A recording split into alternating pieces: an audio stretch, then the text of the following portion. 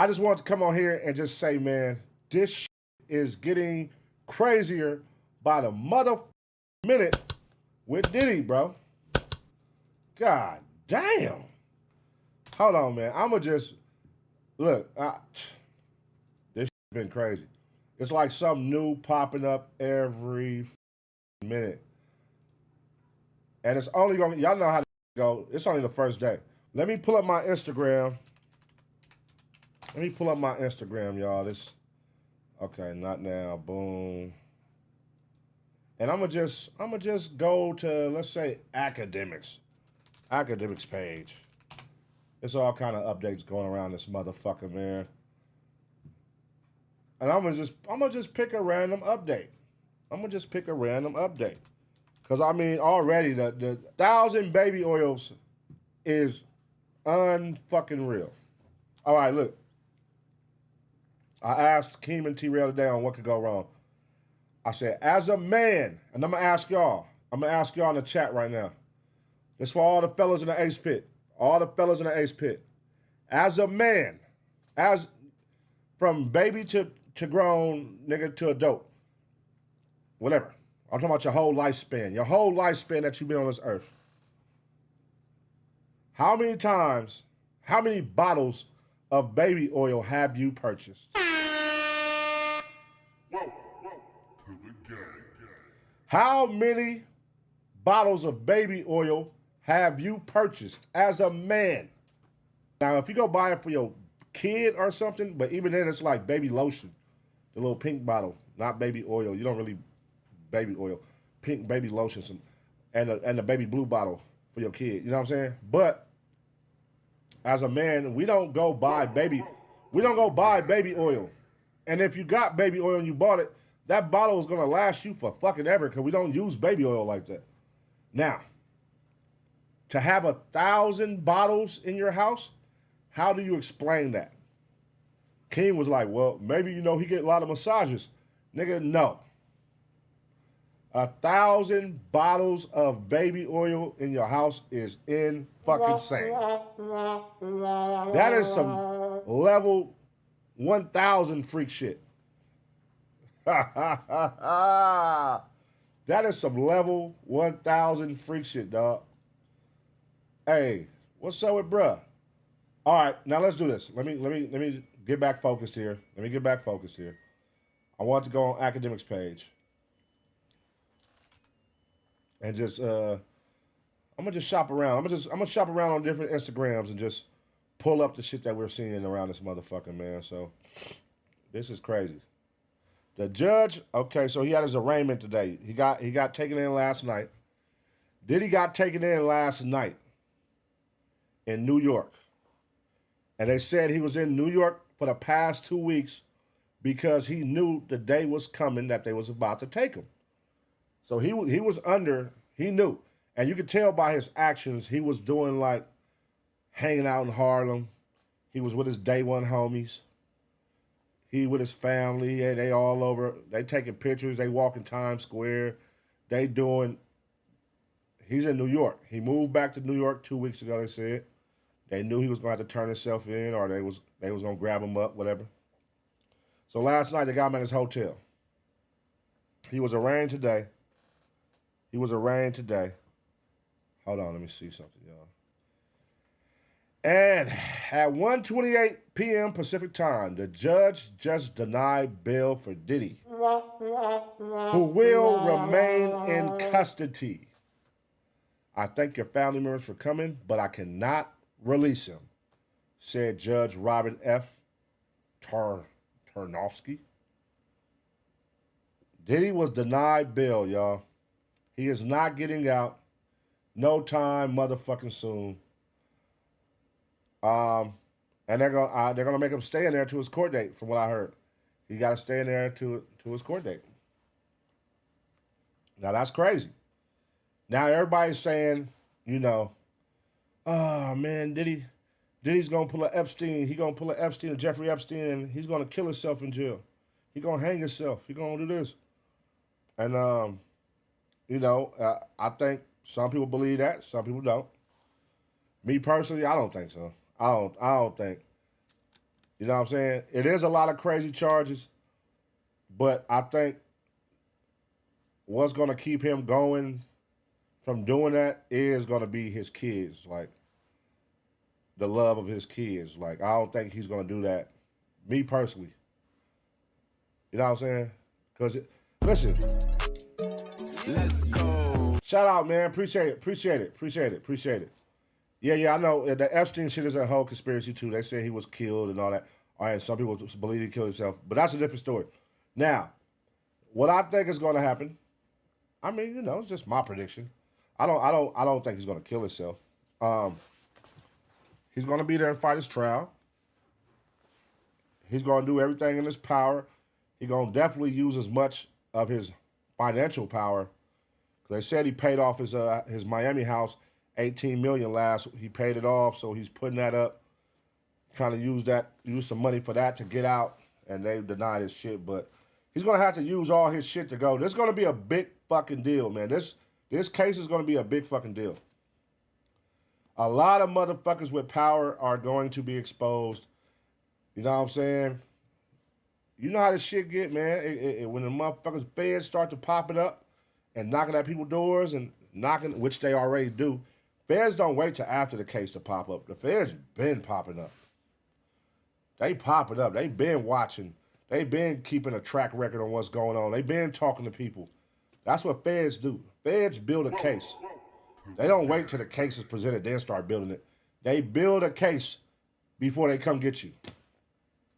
Why?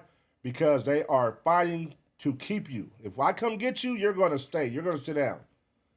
We have a 97% conviction rate, brother. We are coming to sit your ass down if we get you. If we ain't going to sit you down, we're not going to grab you yet. We're going to keep building. We're going to let the case build. We're watching you. We're building. We're getting information. We're watching everything you're doing. That's what feds do. That's why when feds come grab people up, they getting hit with 15, 10, 20, 30. You don't hear nobody getting 2 months. 2 years. You know what I'm saying? You get hit. So now, they're saying shit was going on in Miami. Shit was going on in L.A. That's a whole nother. It's the same shit with R.Kelly. Like, R.Kelly, I think they said he still got a case. He already got like 35 years in New York or some shit, right? Or some crazy shit. Because he's in New York right now, I believe, in jail. They talking about he still got another case when he get out. Like, what? That nigga gonna be like 90. I don't know. But anyways, Diddy, I feel like right now is just the spark of what's to come, but it's about to be a wildfire. Because y'all know, man, like, people are finna be like, all right, now I can talk. Now you finna start seeing all those people. This is always what happens in these cases, bro. It's people that's been telling these stories over the years that people was overlooking. They've been telling these stories 10 years ago. Hey, Diddy did this, Diddy did that. People was overlooking it. Now that the light is on him, these stories finna hit different when people tell it again. They're finna bring them back. They're finna bring the story. Gene Deal, all the people from nigga. It's been people talking about Diddy since the 90s, bro. His artist that, oh, he fucked me over. Oh, he did this to me. Craig Mack. Oh, he fucked over Andre Harrell. He did this, he did, like, all kind of shit. Like, it's been since the 90s, like, people been putting shit on Diddy. But, okay, now this is the trafficking, right? So there's the highlight, they're highlighting the trafficking shit, the girl shit. But I'm telling you now, people are going to use this as a moment to come back like they did with R.Kelly. And they made a fucking series out of R.Kelly. It was like a 3-part series. Remember that shit? I remember everybody was throwing parties to watch it. I was like, damn, niggas was throwing watch parties for the R.Kelly series. Yeah. And you've been hearing all these dark secrets and all these dark things about Diddy. But you know how it go. Like, you don't believe shit when it be like these celebrities half the time. You don't believe it. Until they get in this type of light. When they get in like the light where they're like a criminal or a villain, then those stories hit different. But when they're out here and they're selling records and they doing big plays and promoting their liquor and having fun and yachts and all that, you look at them like, oh, nah, you're just a hater. Oh, Diddy did this to me. Nah, you're a hater. Diddy's a cool nigga. What? You're just a hater. You're mad at him. But now the light on him, the negative light is on him. They're now spewing out what he does in the dark. Now those stories going to come back and hit different. Watch. Gene Deal was man, y'all saw Gene Deal. That nigga was spilling a story every week. Now niggas finna go back and listen to those stories and then be like, oh, it's gonna hit different. You know what I mean? The baby oil, and they say you have the guns with the scratched off serial numbers. Okay, listen. Hood niggas keep guns with scratch. That's some typical hood shit. Now, they're definitely gonna make that all, when they present it, they're gonna make it all like, oh, he had baby oil and he was having the guns so the girls couldn't leave. Like, they're gonna paint that picture. As far as all that, I don't know. You know, I know how feds and cops, they be twisting up shit. But having fucking unregistered guns and guns with serial, that's typical shit hood niggas do, black people do. All kind of people do. They ain't just black people. You know what I'm saying? If a nigga right now pull up with an AR selling on the street and say, give me $900, it ain't got no serial number, it's going to be a nigga who buy it. You know what I'm saying? So as far as that part, you know, everybody be buying unregistered guns and shit. But the 1,000 baby oil is crazy. Now, he ain't getting out. Then I saw a Stevie J post. What was that on? Let me see if I saved that. I think it was Gossip. What is that shit called? Hold on, let me look. Let me look, y'all. What is it called? Did I save it? I don't think I saved it. Damn. What is that page called? What's that page called? Hey, what's that page called, y'all? Gossip in the City. Okay. All right, let me look. Gossip of the City. Okay. So Gossip of the City posted this today.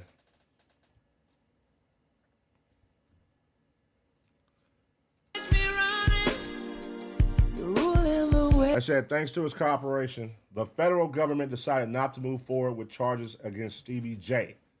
No one has heard or seen Stevie J to this day. The end. Surviving Diddy.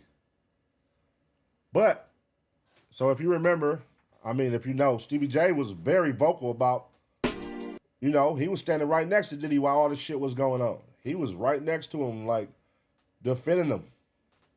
He was probably one of the only few people that I did see defending Diddy. I ain't gonna lie. He was defending him every day. Damn near. He was doing some shit every day. He was with Diddy. You would see them together. He was on his Instagram riding for him. But I guess they ain't saw him in a minute. And now this comes out. He's playing Sade and cruising on the highway. Now I don't know the depths of this shit. I'm just going off what Gossip of the City posted. The federal government decided not to move forward with charges against Stevie J. So, you know, basically they're trying to say Stevie J working with them people. They trying to say Stevie J working with them people. That's the narrative that they're trying to spin if you're not catching their drift. It's the nigga who was riding with him. And be riding with him through all this, that means you was there at them parties riding with him too. You was at them parties. You know what I'm saying? This is getting tricky, y'all. This is only day one. I'm sure tomorrow is going to be more shit that pour in. And Sean Diddy Combs' son, Christian Combs, accused of sexual assault in lawsuit. Damn. They said this looks different now.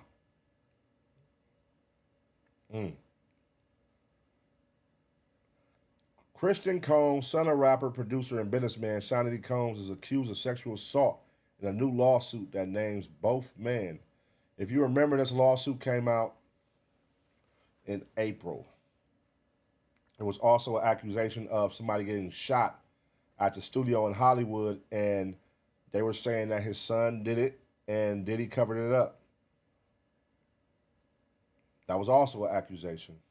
from with his son. So, you know, they saying the Songz is in it too. They saying the Songz is in it too, man. I don't know. What y'all think? The apple don't fall far from the tree or what? Damn, if this nigga had his sons at doing like sexual acts with him, that would be crazy. That would be crazy.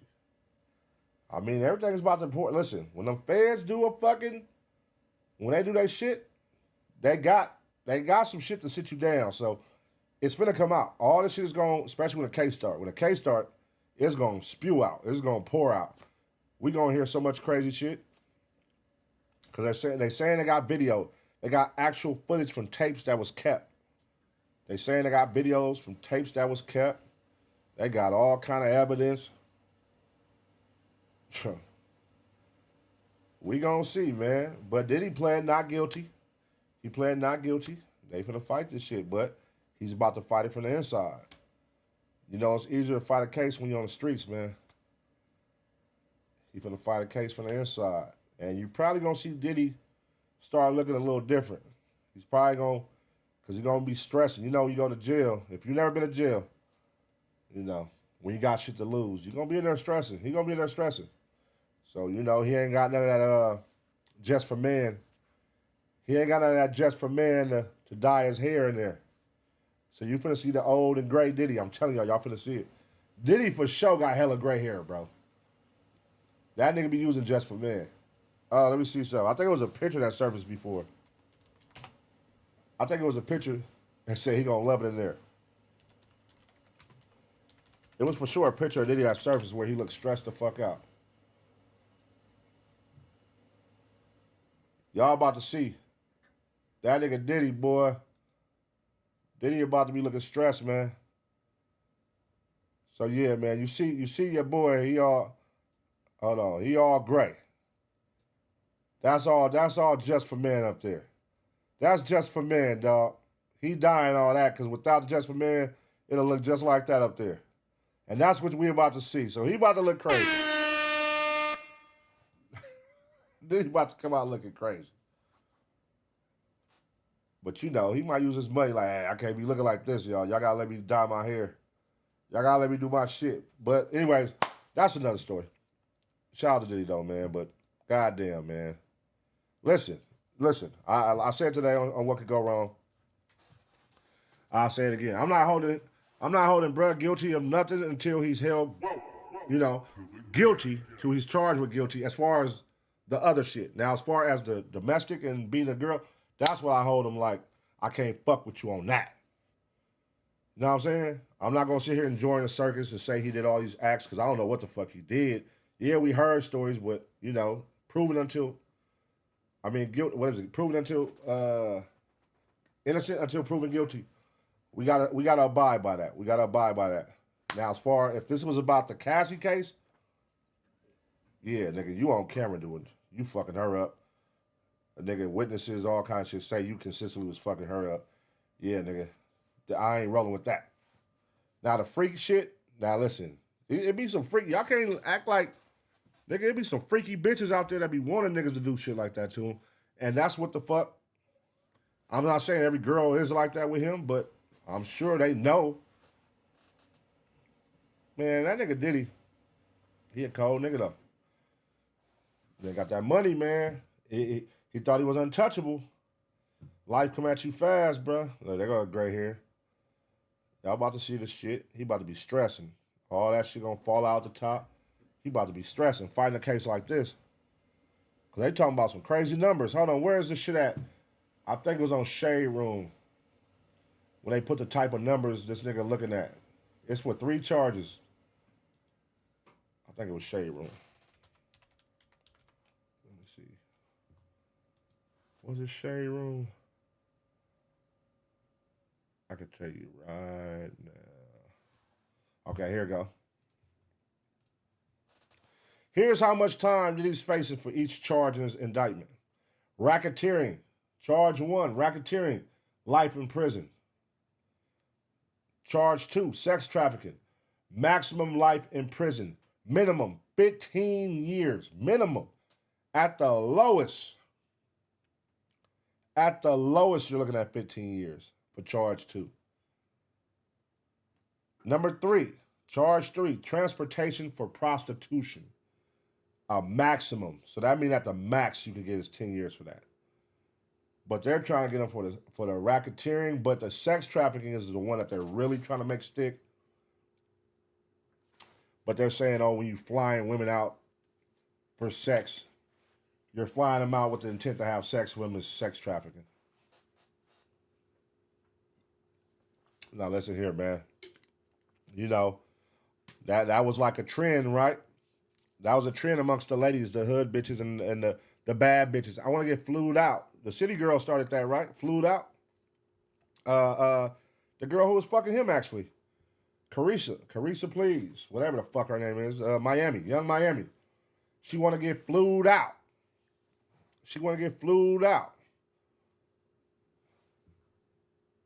They was flying bitches out. And now they finna get sex trafficking. And let's not forget, she was in on this shit too. So she's going to be pulled in for sure. They probably already got info on her. They talked to her for sure. The feds definitely done talked to her 15, 20 times. They done talked to her. Because you was the girlfriend.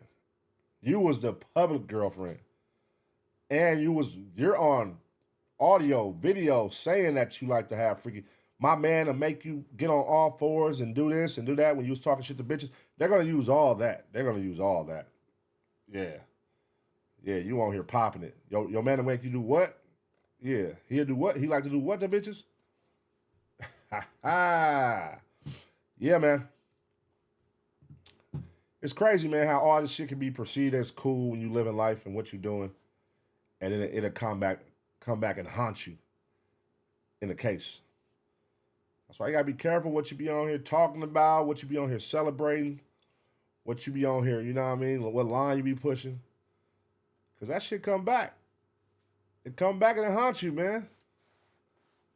Y'all living a life, y'all doing it up, y'all doing a Tootsie, y'all making songs about it. Yeah, put Tootsie on my dick. Boop, boop, boop. Snort Tootsie off my dick. Boop, boop, boop. Now, guess what? Oh, you got a smuggler, you got a mule. Your mule be bringing Tootsie to you. Feds grab him up. Oh, he was trying to flee the country. The white guy. Oh, he's Diddy's mule. He brings him his drugs to his sex parties, his freak-offs. And what was they saying he was bringing? Tootsie. You know what I'm saying? Then, fast forward, last night, when you turn yourself in, they're saying they found drugs at your hotel. And what drugs did they find? Tootsie. You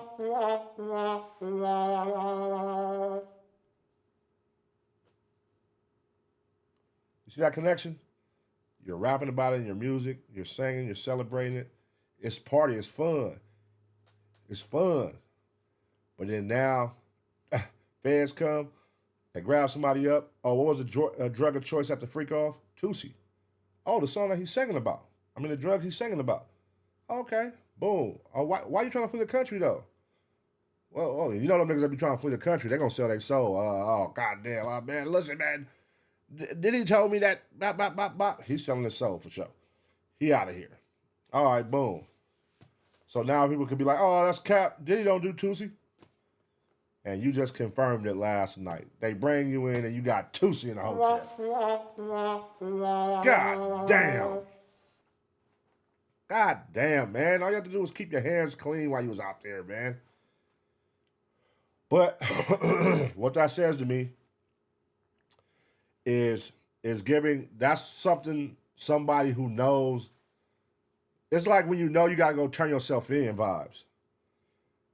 Like, not turn yourself in to go, to bail out, but turn yourself in to go sit down for a year or 10 years or whatever. You finna party up the night before. You know how that shit go. What, in the hood? One of the homies finna turn themselves in, they got to go sit down for 10 years, 5 years. Oh, we finna party. We finna go crazy. We finna go up before you go turn yourself in the morning. That's what the vibe's giving me. Like, that's kind of like guilt, low key. Like, why are you doing that shit? You should keep your shit clean, fool. Unless you didn't know, I'm sure somebody gave you a little heads up. Like, hey, they coming to get you tonight at 9 o'clock, nigga. You got to turn yourself in. Do you want to go willingly? All right, nigga, we got to come find you. You know what I'm saying? Nigga, I got the Tootsie. The Tootsie. Damn. But yeah, man, that shit crazy. Diddy, man. Let's see what this is about. Diddy's defense team proposes $50 million bond. This goes back to his house. I think he's selling that house in Miami. The house in Miami is valued at $48 million, if I'm correct. But that's what they proposed. A $50 million bond. That is fucking insane. A $50 million bond is insane. God fucking damn. You know how when you hear like, oh, nigga, bail is $1 million? And then, you know, you just got to put, what, 10%? Nigga, you putting up $50 million? Jesus Christ. And a nigga still denied it. And a nigga still, nigga, $50 million bond is fucking insane, dog. Secured by the equity of Mr. Combs' residence located at 2 Miami, Florida, the appraised value of the home is about $48 million. Damn. In anticipation of this bail hearing on August 20th, 2024, Mr. Combs paid off the remaining mortgage of about $18 million so that the home could be used to secure a bond and be free of a mortgage. So he paid the house off. He was getting ready. He knew this day was coming. Let me pay all this shit off, because I'm going to have to use this shit. This is how I'm going to fight this case. And that lets you know, listen, that lets you know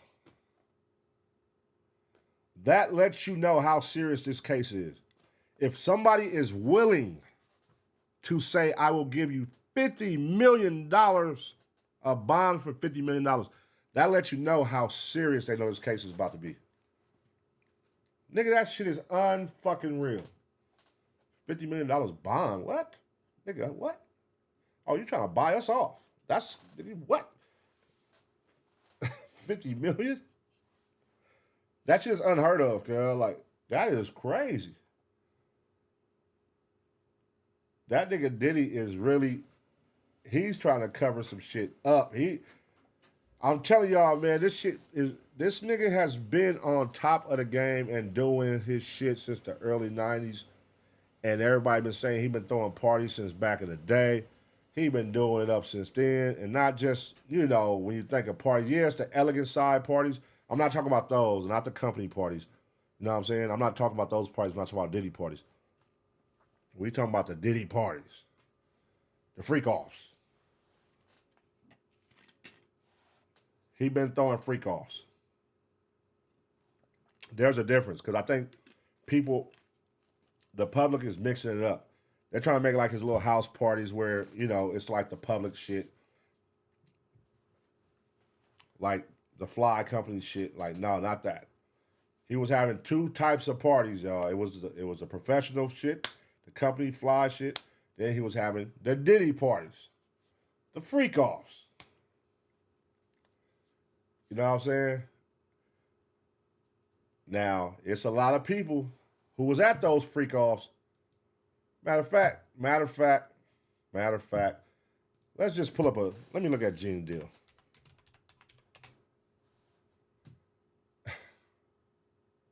Let's just,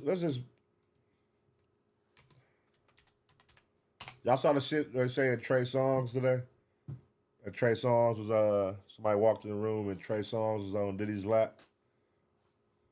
That shit was crazy. Let me see if I can find that video before I get into this shit. Let me see if I can find that video real quick.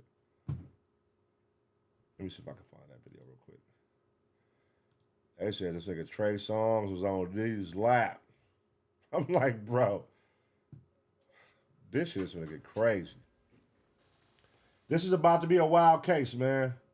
I think people are gonna be on this shit just like, see, a lot of y'all too young to know about the OJ case. The OJ case was a real big deal. Like some of y'all wasn't born. A lot of y'all too young to remember that shit. But if you remember, you from that era, that shit was coming on Fox 11.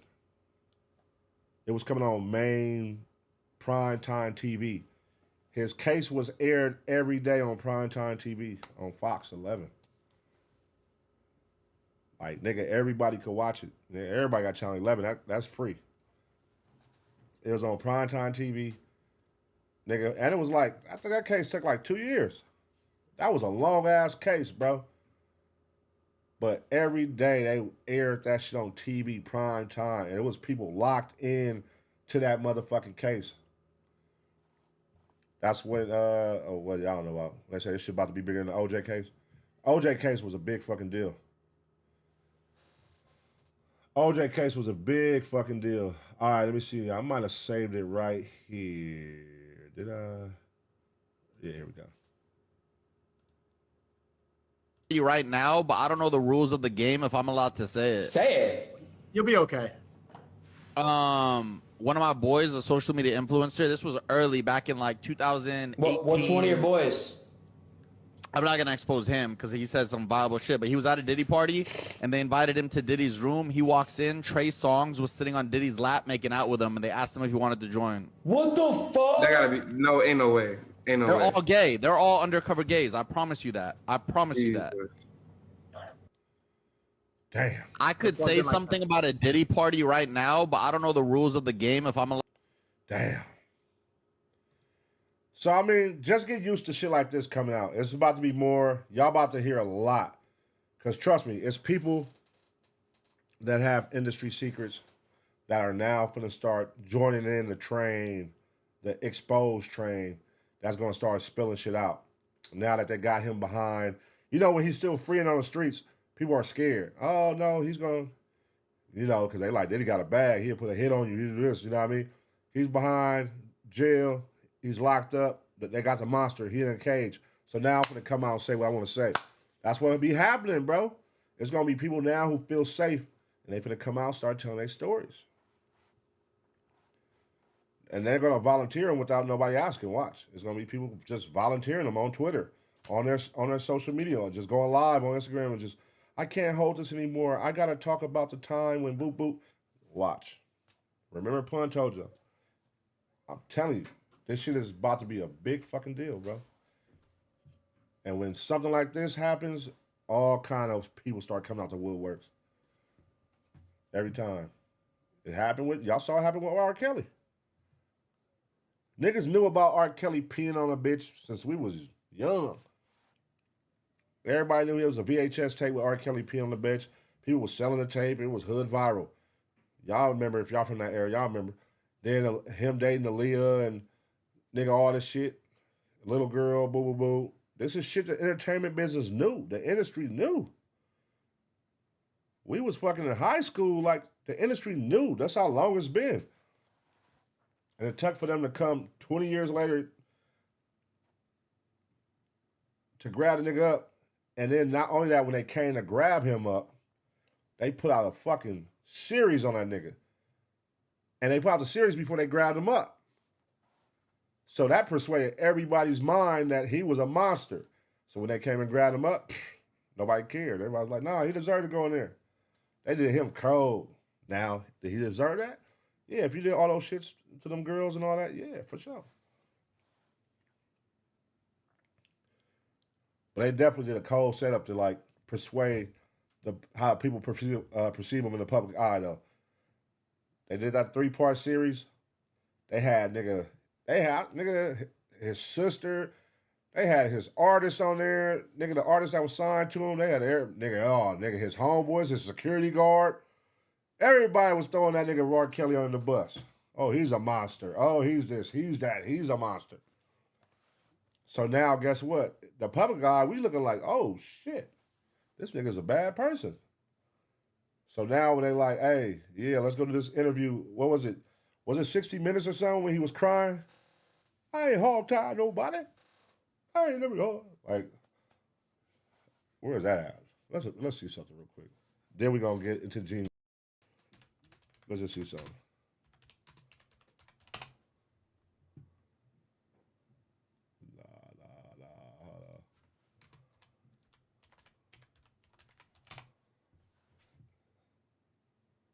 Why are you sitting down with us today? I'm very tired of all of the lies. I've been hearing things and, and seeing things on the blogs and, I'm just tired. What are the lies that you're hearing that disturb? This was the end of R.Kelly right here, y'all. This was the last shit we got before he turned himself in.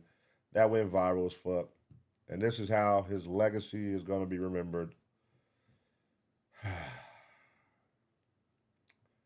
This shit still comes. You got hella memes that came from this.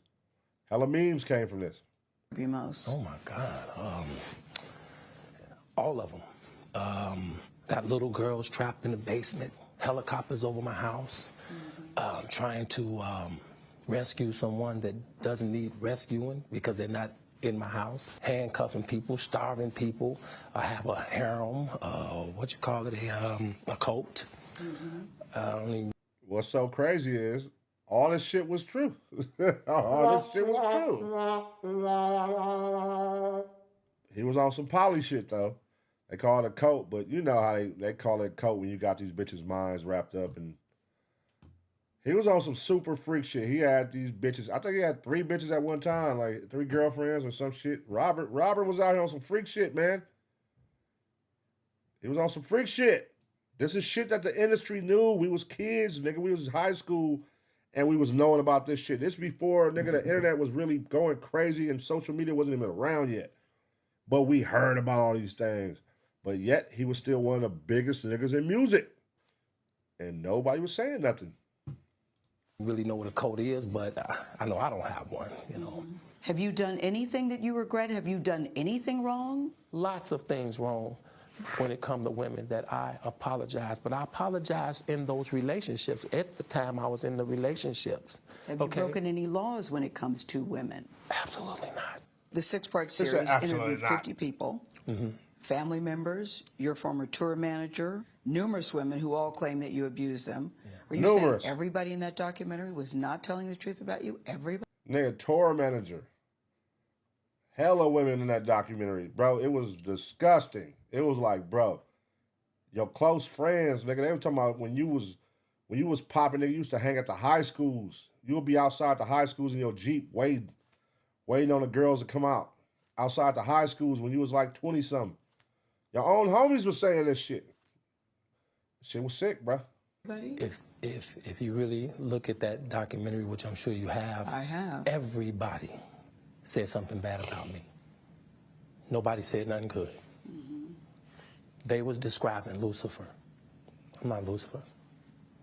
I'm a man. I make mistakes, but I'm not a devil.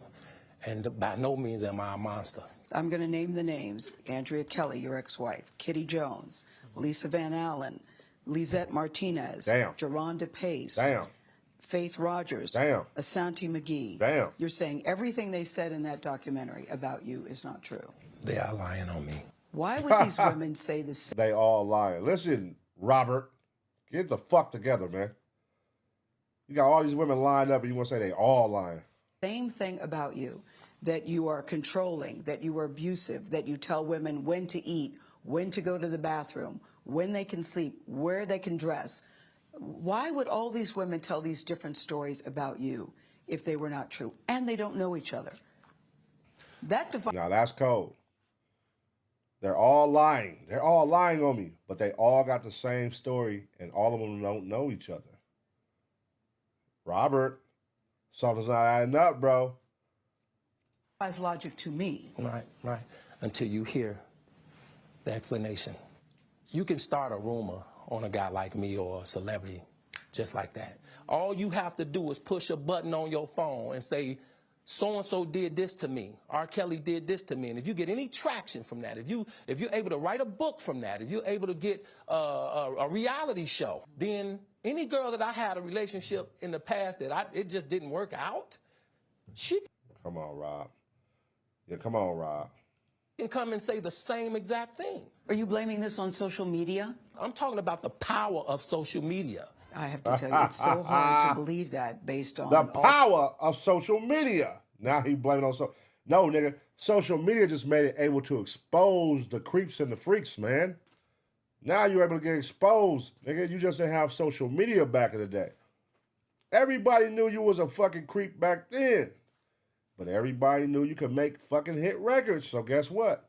That overshadowed everything. He's giving us hits.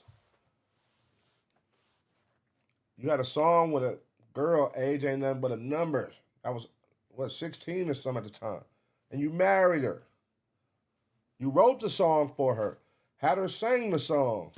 You're on the fucking cover in the background for the single. Age ain't nothing but a number. It's her at 16 years old and you in the background. You sick fuck. Rest in peace to Aaliyah, man. All that we read, I'm gonna tell you something, Gail. There's one you, I'm gonna tell you something. Said about you.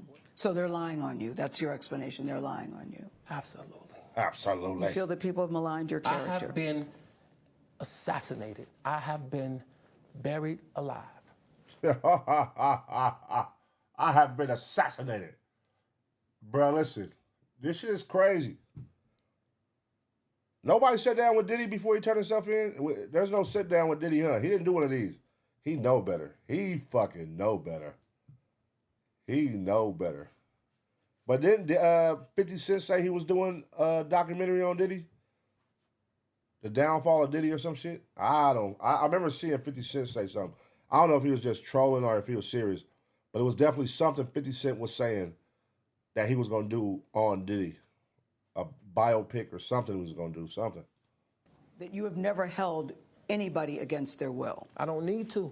Why would I? Well, How stupid would it be for R.Kelly, with all I've been through in my way past, to hold somebody, let alone 4, 5, 6, 50, you said.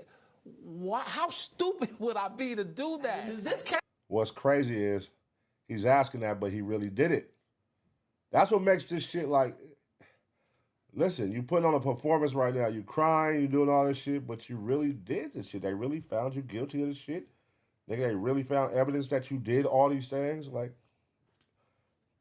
damn, man. That's what makes this shit so crazy. That's what makes it so viral at the same time. Like, you sit here and told a bold-faced lie, nigga, and all these women exposed you to the same actions, the same mannerisms, the same, nigga, like, they don't even know each other. And then when you had to turn yourself in, you had like 3 girlfriends at the time.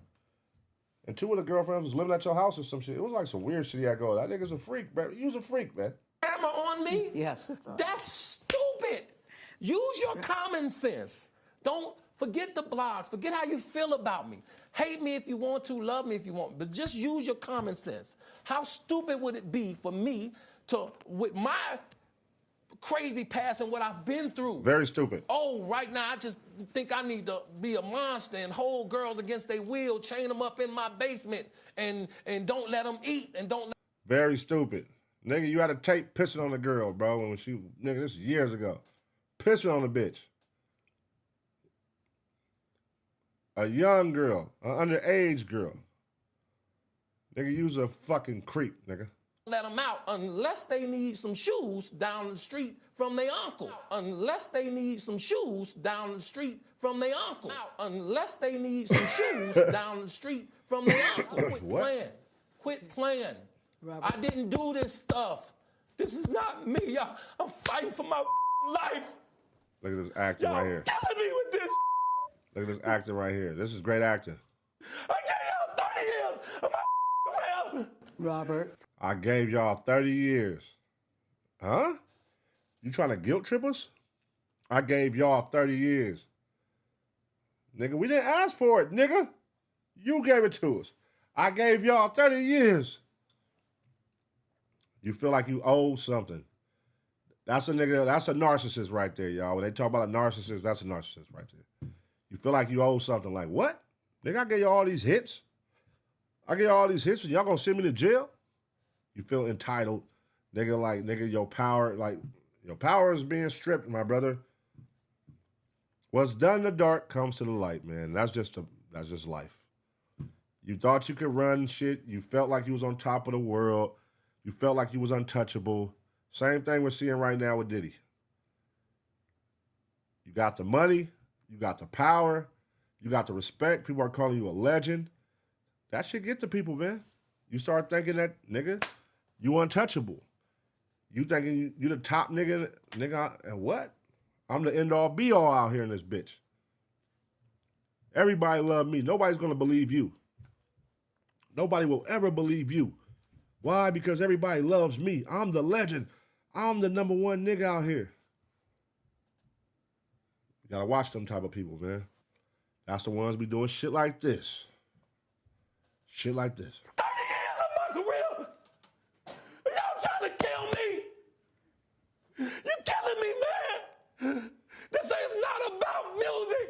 I'm trying to have a relationship with my kids, and I can't do it. There we go. Let's bring in the kids. Now let's bring in the kids. For my freaky actions, let me throw the kids out there, something that's relatable. Let me find something that's relatable to all humans out there.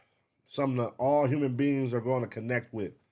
My kids. Y'all taking me away from my kids. Fast forward to Diddy. What did y'all see yesterday? Family pictures of him in New York with him and his family, his kids. He out in New York walking with his kids, pictures, kids. How did the photographers know you was going to be there with the kids? Let me paint that picture so that now when I go turn myself in for jail, people going to just be like, oh, y'all took him away from his kids, man. You know what I'm saying? You got to watch these motherfuckers, man. Y'all just don't want to believe the truth. You don't want to believe it. I hope this camera keep going. No, we're gonna This let is the not camera keep true. rolling. This is not, doesn't even make sense. Why would I hold all these women? Look at this shit, bro. Their mother. This shit is many. Look at this shit. This is not, doesn't even make sense. Why would I hold all these women? Their mothers and fathers told me, Bro, this nigga's, we're gonna destroy this is your crazy. career. It's real girls out there missing. It's real young girls out there being abducted, being raped, okay? They really are on chains. They really do have chains on their wrists. And yeah, they can't. man. You was a bad guy, man. Bad guy. These motherfuckers be overly freaky, man. They be overly freaky, overly possessive, and they just feel like they're untouchable. I'm telling you, like, they feel they're untouchable, dog. Like, you just gotta watch how people talk to people, how they act around people. You know what I'm saying? I remember my homeboy already shared the story about him playing basketball against R.Kelly.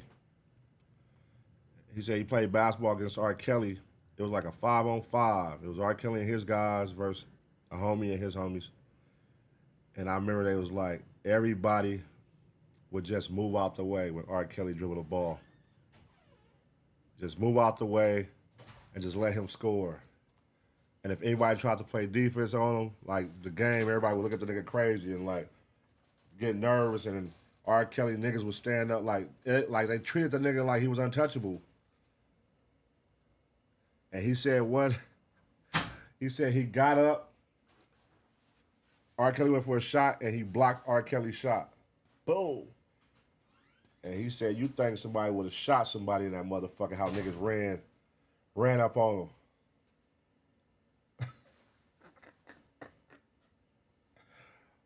Bro, I'm telling you, this is a sick nigga, bro. You play basketball with niggas and nobody can stick you, like, y'all better let me score. Y'all better move out my way. That's a sick nigga, dog. That's a sick nigga.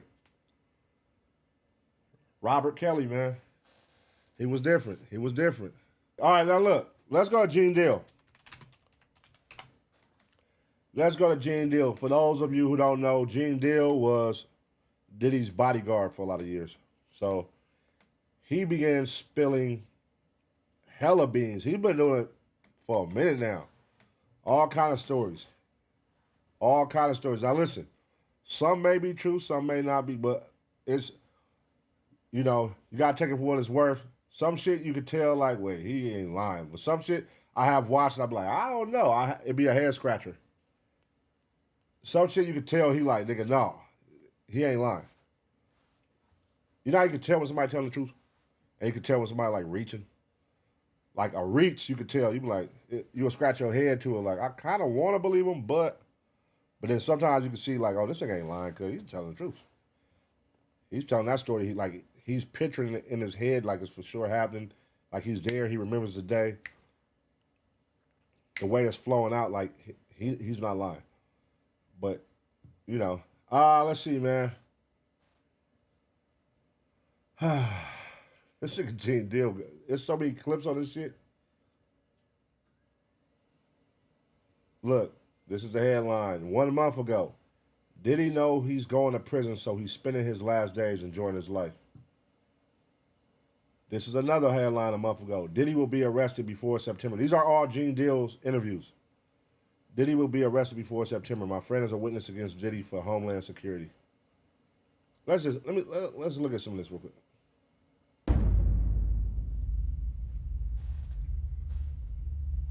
Stick a Gene Deal. Man, yeah, that's crazy, man. But have you been hearing any news about him getting indicted or no?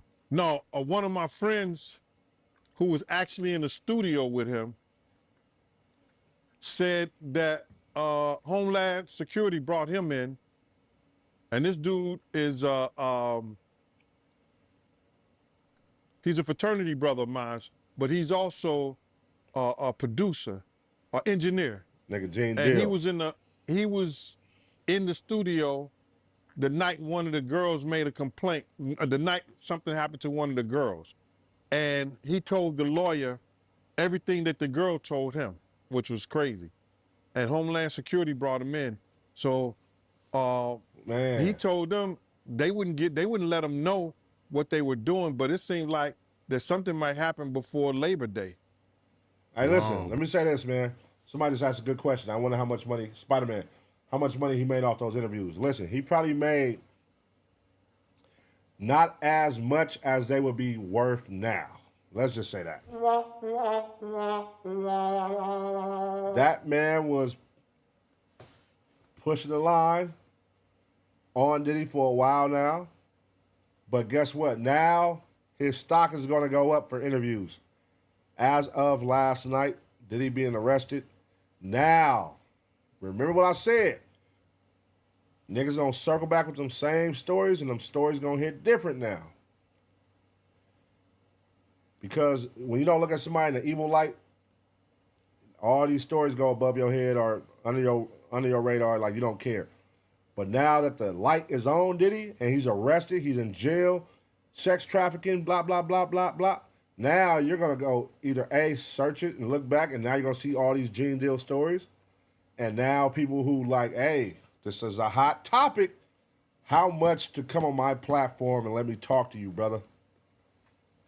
How much? Now, I bet you Gene Deal got a manager right now.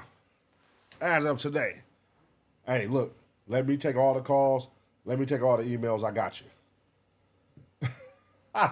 Gene Deal's worth a bag right now. Hey, he worth a bag right now. Before Labor Day? Yeah. They working hard on this, bruh. They working hard. You got to realize they working with a lot of stuff. They working with the taxes. They got lawyers for the taxes. They got lawyers for the complaints for the, what you call that? SA sexual assault complaints. They got lawyers for, Nigga, Diddy got a lot going on. The drugs, the gun trafficking.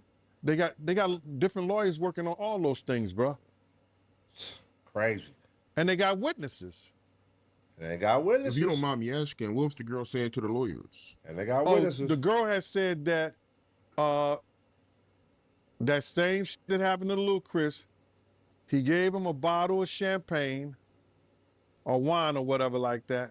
And once she drank it, she became a certain way and found herself giving him a fellatio in the studio in front of people.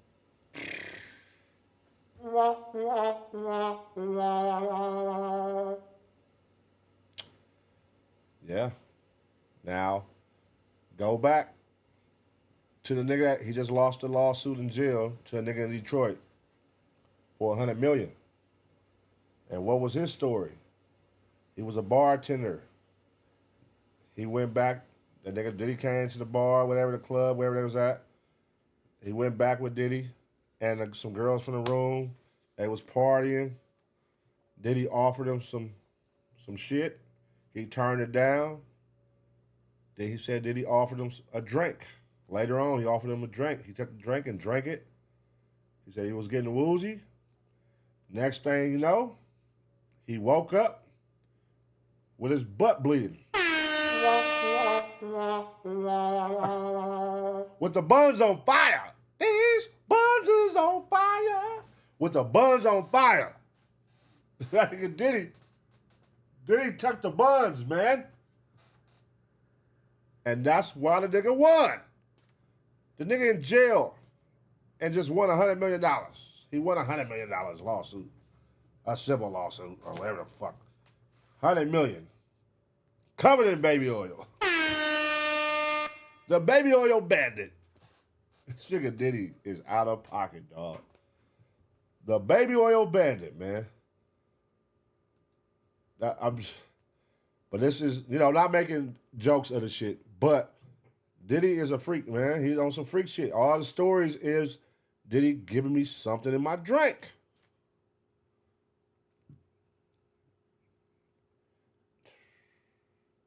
Damn. Diddy was giving people shit in their drink. Let's see some more Gene Deal shit, man. Let me look at some shorts. So we don't gotta, we can just look at some 60-second shit. Let's go. He didn't really come famous until after the death of Tupac and the Notorious Big, brother. So that's like 97. He went on that whole Bad Boy tour with the #1 song in the world, Missing You, where he stole the thing from Sting, the lyrics from Sauce Money.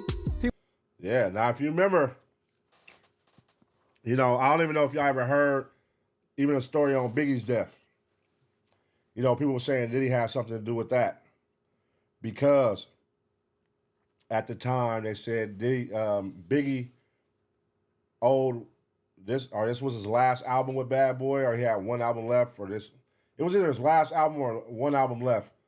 And he had informed Diddy that he wants to leave Bad Boy. That was like a running rumor for a long time. I don't know if that's true, but have y'all heard that too? That Biggie wanted to leave Bad Boy, and that's why they're saying Diddy had something to do with it. Hey man, there be so many like industry rumors, bro, that go around, but we hear them for years. Like, and then it all comes 20 years later, 10 years later, 30 years later. Then it like, oh wait, that shit was true. That's the cold part. These industry rumors be around for decades, man.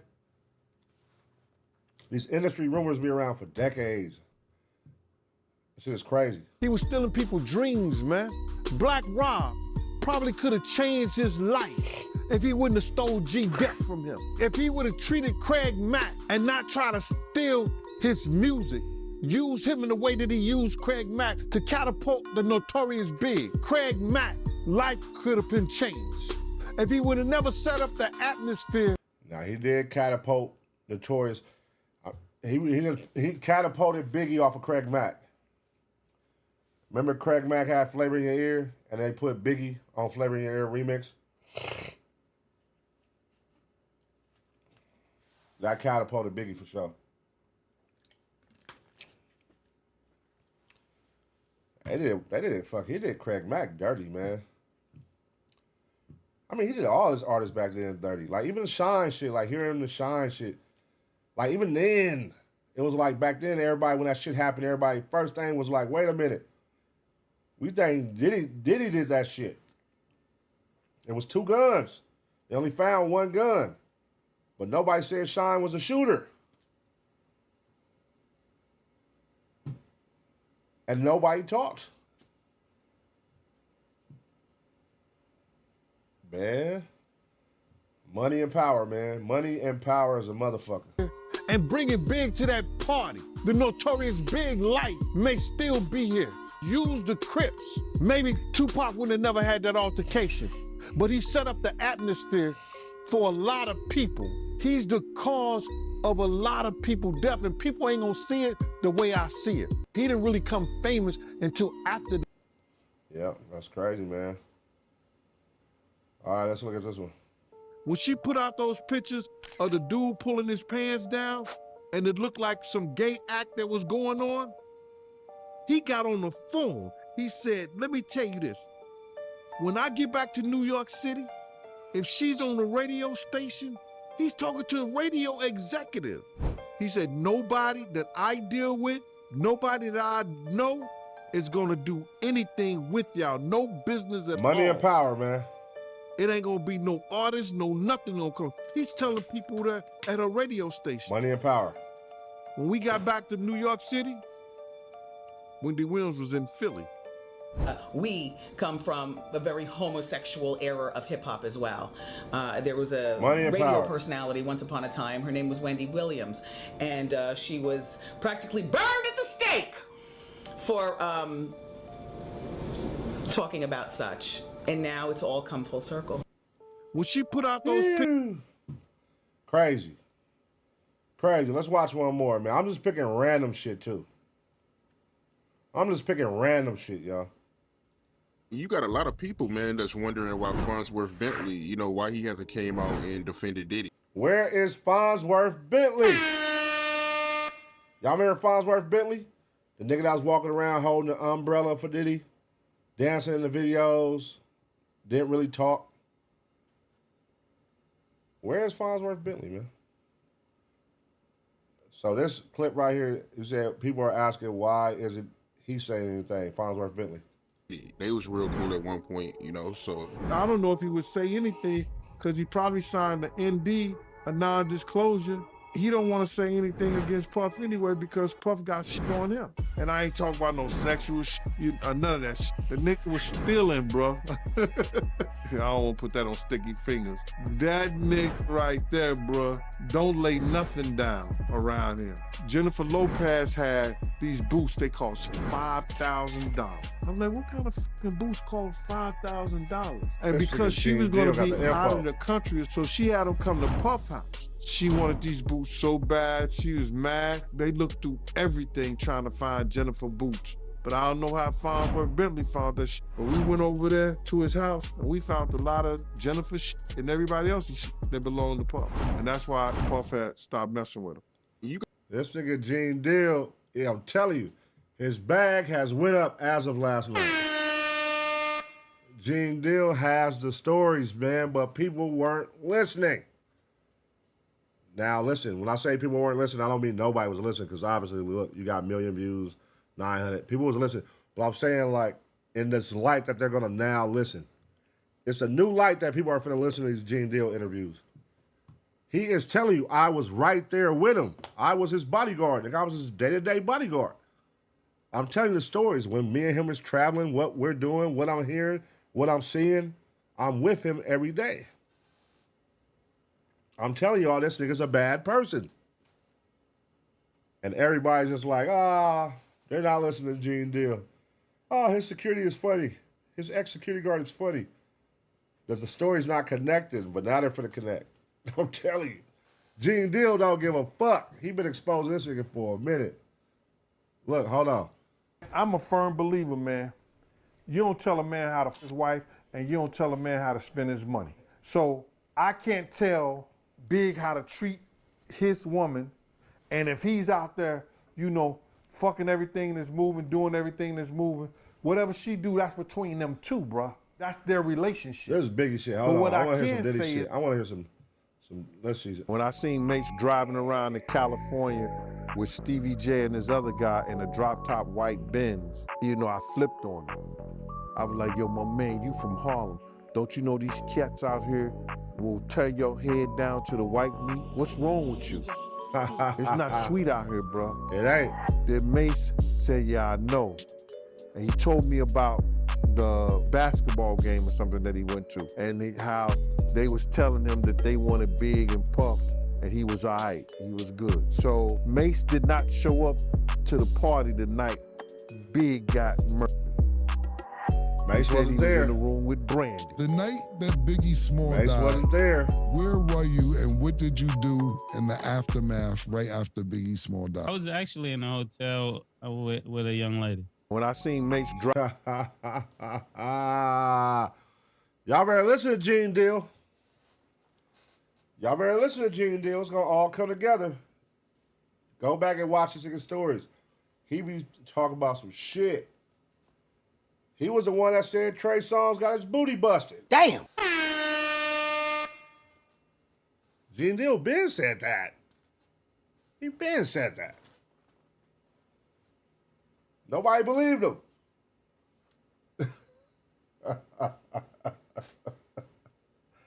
Nobody believed him, bro. Gene Deal said, okay, it's gonna all connect soon. It's gonna all connect soon. Okay. Hold on. I ain't gonna lie, these Gene Deal stories hitting different now, man.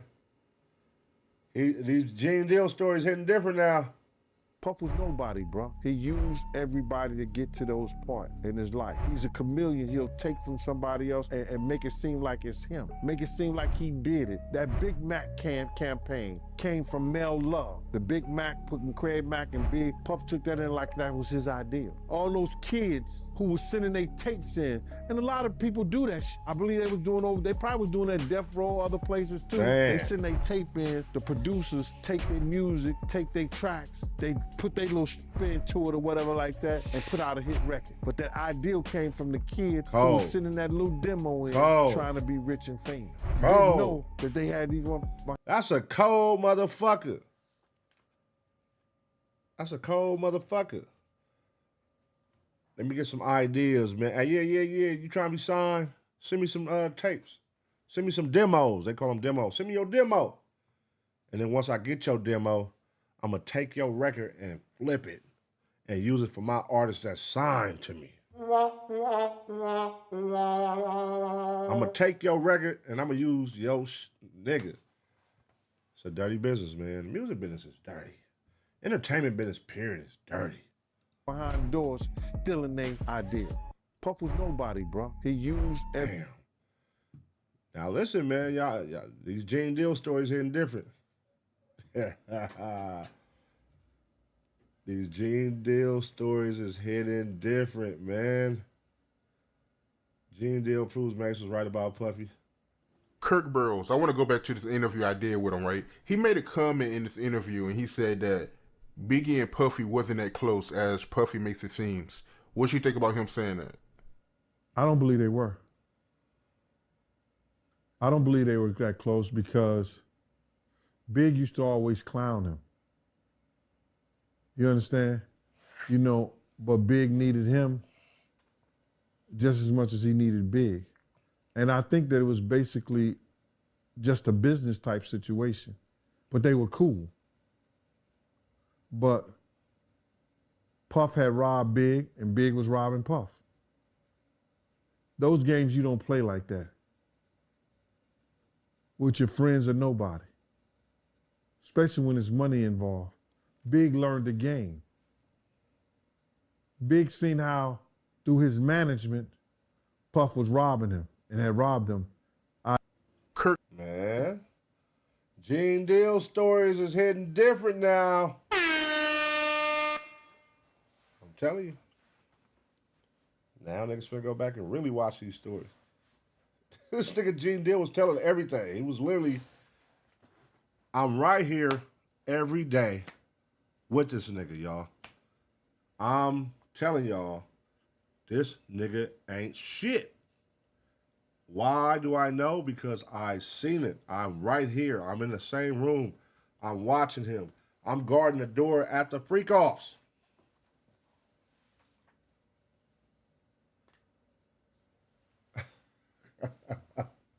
Now listen, again, some of the Gene Deal stories, again, I be scratching my head like, I don't know, he may be gassing this one. But a lot of stories, you will see, just watch. You gonna have the same determination like me. You're gonna be like, some of you gonna be like, oh yeah, this sound like a nigga who was right there. This sound real, like he's not stuttering, he's not like, he's really explaining shit like, he's not making it up as he go. You could tell when people doing shit like that. And then in the stories when he is doing shit like that, the hair scratchers where you like, this nigga capping. He being extra. Or he really don't know, so he putting his spin on it. He putting his twist on this. You know what I'm saying? But, yeah, that shit's crazy. Let me see, man.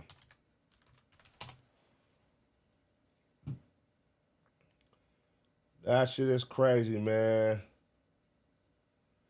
What is this about? Let's see. Cuba Gooding Jr. reacts to getting dragged into Diddy scandal.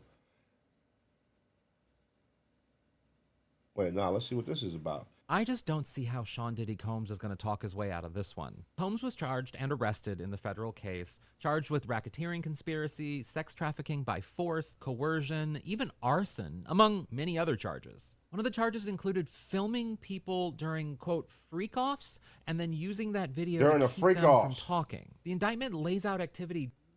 Using the video to keep the people from talking. He was filming motherfuckers. And they say he been filming people for a long time, too. That's crazy. And then, remember they were saying it was like they raiding the house, they were looking for the tapes, and these niggas actually found tapes.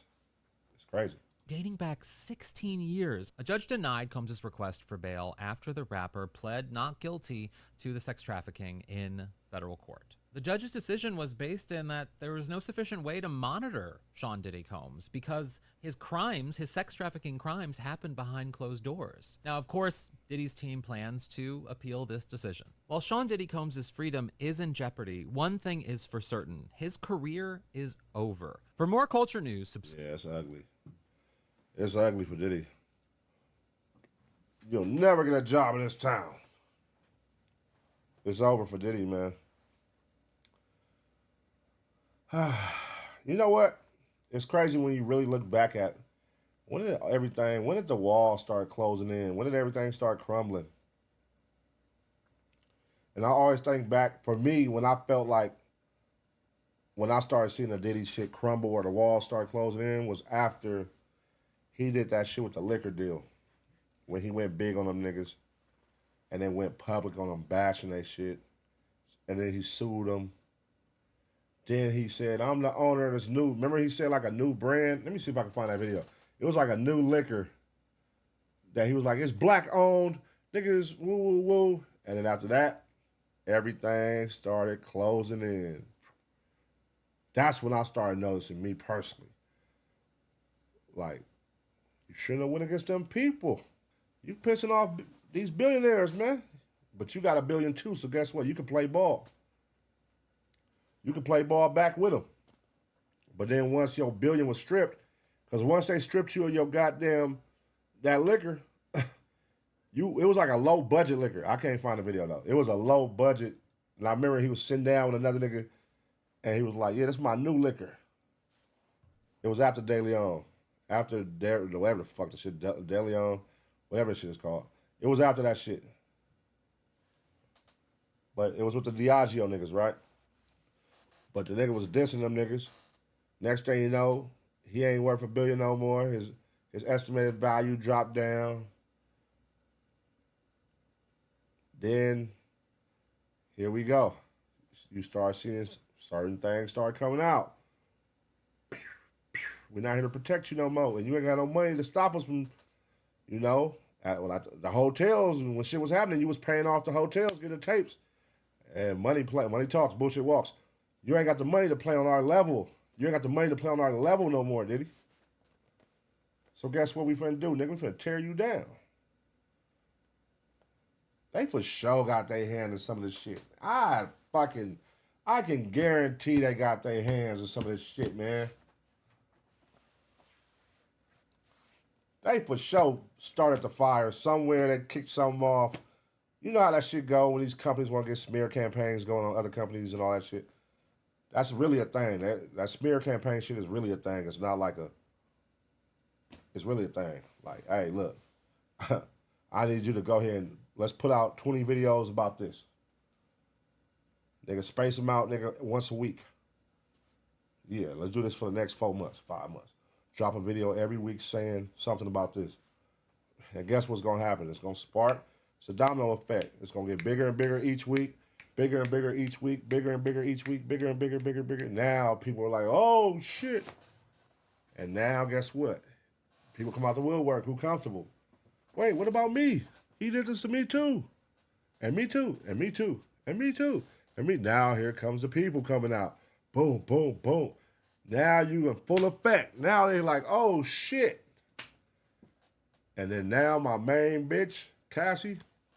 Hey, hold on. I need 30 million, nigga.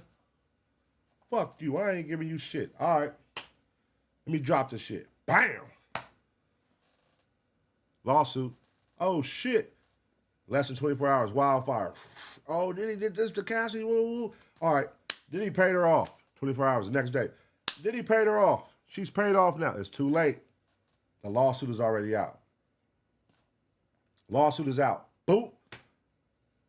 Oh shit, Diddy's this. Oh, now here comes the record producer nigga that was living with Diddy. Hey, hold on. You paid her? You paid her, but you ain't paid me?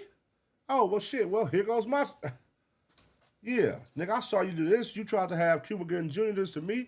I saw you and your son shoot somebody at the studio. Nigga, y'all was drugging me. Y'all boop, boop, boop, boop, boop. Where my money? Now they're like, oh, wait a minute. Hold on, Cassie. This, that. And guess what? Smear campaign. Hey, let's put some more money behind them stories. Blow them up. Put them on this platform. Put them on this platform. Put them on this platform. And that's how you tear a nigga down, man. That's how you be doing these niggas. Hey, we need a special on that shit. We need a 60-minute special. Let's put some fire on this shit. Come on, we gotta pick it up. We got him. Come on, man. You gotta think, like, how do all these people know about this shit for all these years and nothing is happening? Then all of a sudden, when somebody's money get low, here comes everything. Come on, man. Come on. I'm just over here researching and laughing, and this shit is crazy. Goddamn Diddy, man. I hate that our black moguls in power. Like,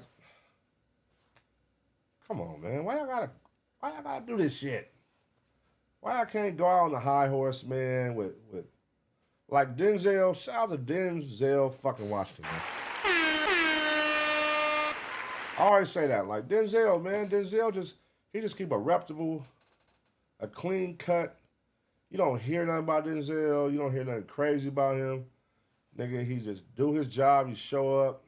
He does a great job. He focuses on his task at hand, his movies, his family, his wife, his son is doing good in movies. Like, bro, it's always the niggas like big party and it's always them ones. Like watching even Dame Dash now, like watching him, like he was like the nigga at one point you wanted to be. Dame Dash was the nigga you wanted to be. Birdman was the nigga you wanted to be. He was the #1 stunner. Who didn't want to be the #1 stunner, my nigga? He's the #1 stunner. Wah. Nigga, flashy lifestyle. He got the biggest diamonds possible. The one-on-one watches. The one-on-one cars. The house. The big mansions. Birdman was the #1 stunner. Diddy was the popping CEO mogul that you wanted to be. Oh, in music? Oh, this is the hit maker, Diddy.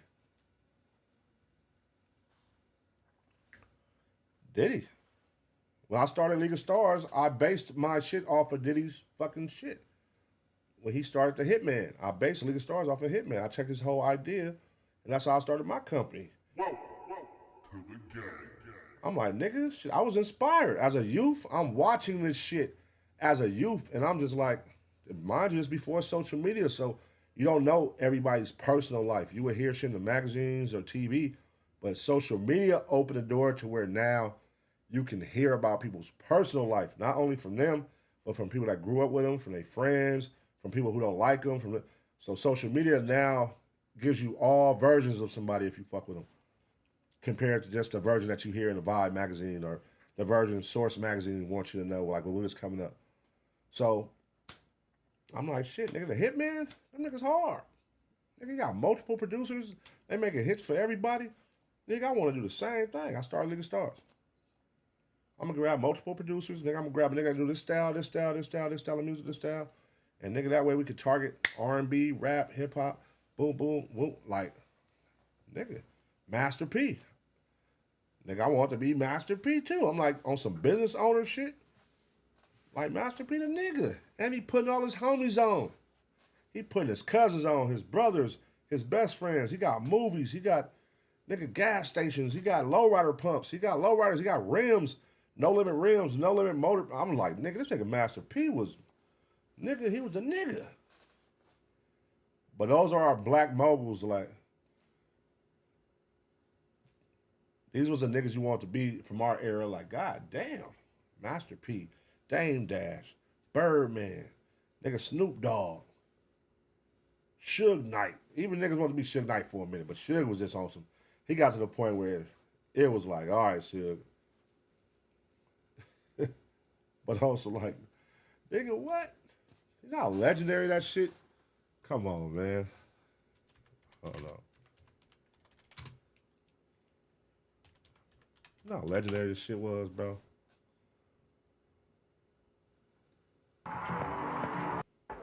Like to tell Tupac to keep his guards up. We ride with. You know how legendary this shit was? As a West Coast nigga, young nigga watching this shit, they in New York. And one other thing I like to say. Blue Rag. Out there want to be an artist. Huh? And want to stay a star. Uh-huh. Don't want to have to worry about the executive producer trying to be all in the video. Yeah. All on the record. Legendary. Dancing. Come to Death Row. Come to Death Row, nigga. On the East Coast. While the East Coast, West Coast feud is going. Nigga, West Coast niggas on the East Coast, nigga. That shit was legendary, bro. Like, see, if you ain't from that era, you ain't gonna understand it. If you came after that era or you was a little baby in that era, you're not gonna understand it. If you wasn't here and experienced the East Coast versus West Coast beef and how big that was, no social media, how big that was and how prideful of a beef that was a prideful beef. Everybody was proud to wave up the W. Nigga, everybody was throwing up West Coast. This didn't stand for West Side back then. This stood for West Coast. This was the shit everybody threw up. Every color, every hood, you threw the West Coast. Legendary. Keychain, nigga, necklaces, shirts. Pride. That was the most prideful beef, nigga, and it was fuck the East Coast. And then to see them niggas from the city, they from Compton and Long Beach. And they go to the East Coast while the beef is on and give that speech right there. Snoop Dogg, y'all got no love for Death Row? Y'all got no love for Snoop Dogg? Nigga with the blue rag on his neck, nigga. Come on, man. Ooh. Ooh. Going crazy. That shit was legendary for sure. That shit was legendary for sure. Yeah, but anyways, man, back to our black moguls is what I'm saying, man. Like watching all our black moguls go outside. Suge Knight's in jail. Suge Knight, they didn't just turn him into. He's in jail. They made him look like he's just a hater in jail. Diddy, they done tore Diddy down. Birdman don't give us #1 stunner vibes no more. It kind of like when that whole fallout with Wayne happened, people chose sides. Then the whole, even getting back together, it just hasn't been the same. The #1 stunner is no longer. And then Master P, people just make Master P just look like a low budget nigga, but Master P is still out here doing his thing. But even social media started tearing him up like a year ago, 2 years ago with his son. Remember Romeo? They was tearing him up. He had the whole little public beef with his son. And then his son like, nigga, he ain't never paid me for this. He ain't never did this. Making him look like a thief, making him look like, it was just like, oh, they were just tearing our black moguls down, man. They're tearing our black moguls down. Damn. L.A. Reid. Kobe gone. Kobe died in L.A. in a helicopter crash. It's like, damn, can our black moguls, can niggas make it, bro? Can we see these niggas make it? They all look crazy right now. Like, fuck. Who's left? Who we got right now, y'all? Who we got left? Who we got left? We got Shaq. Man, I feel like they're going to try to get Shaq out the paint in due time. I feel like they're going to try. I keep saying this, bro. I feel like they're going to come for Hove, man, in the next 2-3 years. I feel like they're going to come for Hove in the next 2-3 years, man. It's the niggas with too much power they come for. It's the niggas with too much power. Like, we don't like that. You can't go out like that. You can't go out as a billionaire, nigga. But see, Hove, his whole approach is different. Like, Kanye got $1 billion, and Kanye was talking crazy and lost it. Diddy got $1 billion, Diddy was talking crazy and lost it. I don't think Hove is going to talk crazy. Like, that's the only thing I'm holding on to. I think Hove is going to take the, like, hey, look, I'm not fucking minds off approach. I think Hove is showing us he got that much sense. Like, I'm not going to get this bag and talk my way out of it and talk crazy and start shitting on people and pissing people off. Hove stays out. He stays out the press. He stays out the media. You know what I mean? 50 Cent doing his thing. Yeah. Let's protect 50 Cent, man. Let's protect 50 Cent, man. Thoughts on Kevin Liles stepping down from 300 Records? I mean, from what I heard, I've been heard about that prior, though. It just came out. The timing of the announcement was the same day. I don't think they timed it right with Diddy getting arrested the night before and that story coming out, but that shit been happening. So Kevin Liles, they sold 300 Records. So they sold the label. But I think they sold it for like $300 million. But, I mean, I've been heard that a couple weeks ago or whenever the fuck they sold it. I forgot when it was, but my partners had told me about that. They like, that nigga's cashed out. I think the company was only evaluated. They did an evaluation on the company, and I think it was only worth like over a little $100 million or something. But they ended up getting, I think, close to $300 million for the company. So that's what it was. But that shit been happening, and they just announced it. They just announced it the same day as this announcement came. That's why I like the timing is off on there. But then, listen, man, I don't put nothing past nobody. Who knows? Who knows? I don't put nothing past nobody. But I do know they got a bag for 300 though. They got a bag for 300 records. Now, was that timing on purpose? Them putting it at the same time? Did the media do that on purpose? Who knows? I don't know. Did Kevin Liles have something to do with anything as far as the Diddy side of things? I don't know. Listen, bro, this is years of shit we're talking about. So there's going to be a lot of people involved. I'm not saying Kevin Liles did or didn't, but from what I know, I've never heard any Kevin Liles being like a freak or super freak shit. And we got PG signed over at 300. Like so it's like I've never, even vibes around him, like he a good dude. He doesn't get off those vibes at all. But you know how that shit be. It's what's done in the dark, man. People can be in that office and be friendly as hell and coolest motherfucker on earth, but in the dark, they stone cold freaks and doing freaky shit, and I don't know. You know what I mean? But as far as I know with Kevin Liles, like I said, good dude. I've never seen like no weird vibes or freaky vibes or him being like, even like a partier nigga like that. He about his business, man. He support his artists.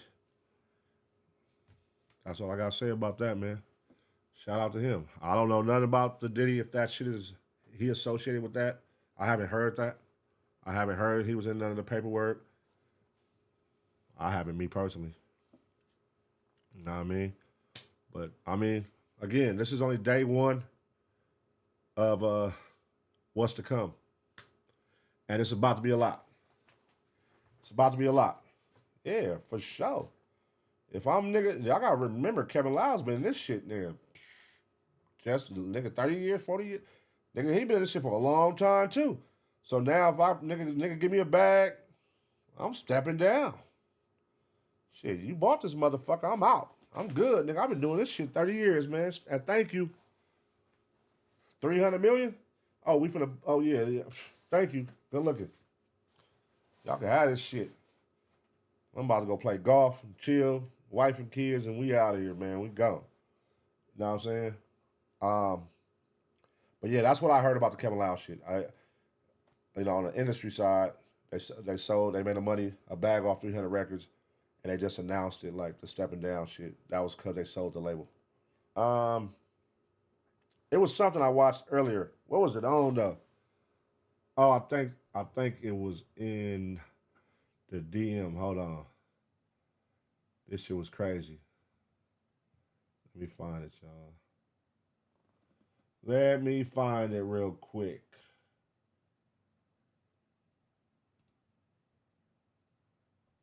What? Oh, here it go, right here, here it go, right here. Because you will be outstunned, Hold on. How can I download this shit? Let me see something. Damn, it's not giving me the option to download it. Because you will be outstunned, motherfucker. Oh, wait. There we go. This video was crazy. I was looking, I'm like, what the fuck? Look at this shit. So this is Birdman and Diddy, y'all. Birdman and Diddy. Because you will be outstunned, motherfucker.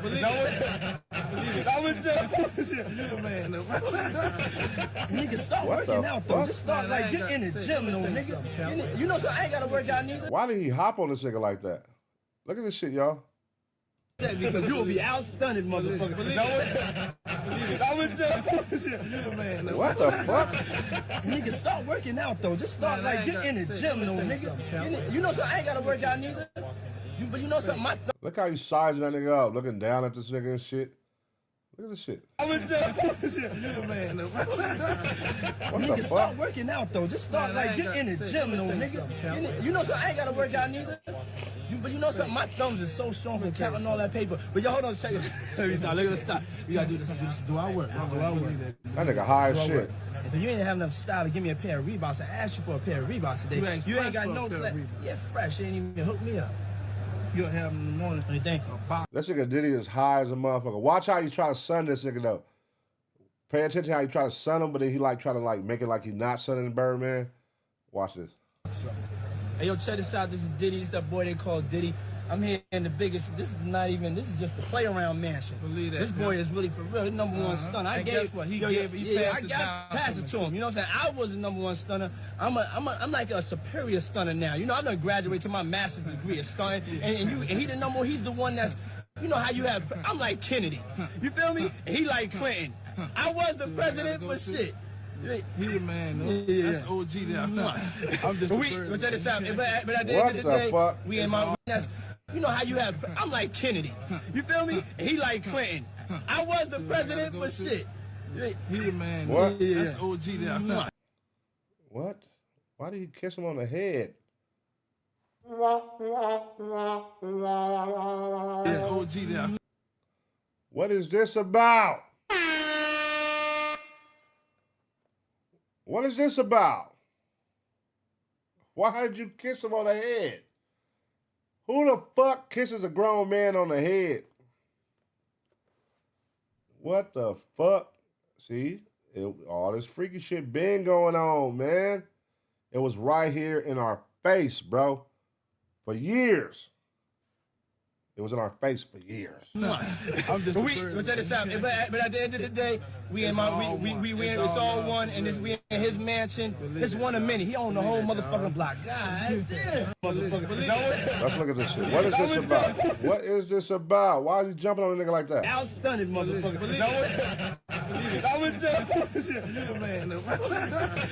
Nigga, start working out though. Just start get in the gym, though, nigga. You know what the fuck is that about? Nigga Diddy, man. Nigga Diddy, man. What the fuck is that about, Diddy? What the fuck is that about? Oh, this was another thing I saw. So, y'all remember his group, the Dirty Money? I saw where did I see that today? So, who was it? Don Richards from Danny Kane. She was part of the group. So she came out. She came out now saying she was sexually assaulted and all that type stuff, right? So the other girl in the group, where did I see that at? Was it Gossip of the City too? Bro, I'm telling you, there's been so much shit flying. I can't keep up today. This shit is all over. There's so much shit flying on Diddy right now. It's hard to keep up with all this shit. On where did I see it at? But basically, the other girl in the group is saying Diddy called her 54 times since that shit came out. 54 times since Don, and the Don Richard shit just came. 54 times. Let me see if I can find it real quick. It gotta be on like Shade Room. It ain't on Gossip of the City. Ah, here we go. I told you, Shade Room. Diddy accused of contacting Kalenna Harper at least 54 times following Don Richards' lawsuit. As Diddy's arraignment in court continues, the Assistant United States Attorney has claimed that witnesses they interviewed have expressed fear. Witnesses that they have interviewed. Remember I told you, the feds don't build a case after. They build a case way before. So they have talked to all these people. Not once, multiple times, for sure. So, that's how a Fed case works. They're going to build up enough until they feel they have enough to sit you down for a long time. And once they feel they have enough to sit you down for a long time, or to the most extent that they think they can get for you, they're going to take you, there you go, we're going to indict you. Let's go. And we have a 97% conviction rate, buddy. So you're going to sit your ass down, unless you're one of the 3%. If you're one of the lucky ones. But you called 54 times. That, my friend, is called witness tampering. That is called witness tampering. You are trying to persuade the witness to tell a different story. 54 times you tried to call.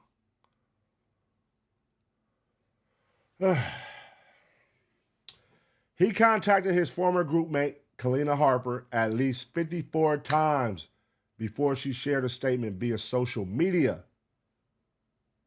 As previously reported, her statement came after Don Richards filed a lawsuit against the mogul. Yes. Witnesses we have interviewed have universally expressed fear. The defendant has contacted witnesses who received grand jury subpoenas. He contacted at least one victim. This constant contact with witnesses on September 10th. September 10th. A week ago, Don Richard sued. As before, a September 14th statement by Ms. Harper, the defendant called her 54 times in one day. In one day. When was the last time you called somebody 54 times in one day, chat? Chat, I want to know. When was the last time you called someone 54 times in one day? God damn. What the fuck? Why would you do that? That lets you know this nigga's not in the right mental, y'all. He's not in the right mental. He's off drugs. He's using Fousey. He's not in the right mental. You know, these are witnesses, bro. You can't make contact with a witness, bro. And then you're calling them 54 times, and now they're scared. They're in fear of their life. That doesn't help your case, stupid. And you probably was high as fuck. You probably was high as shit. And nigga, to blow up somebody's phone 54 times, especially a witness, you had to be out of your fucking mind, bro.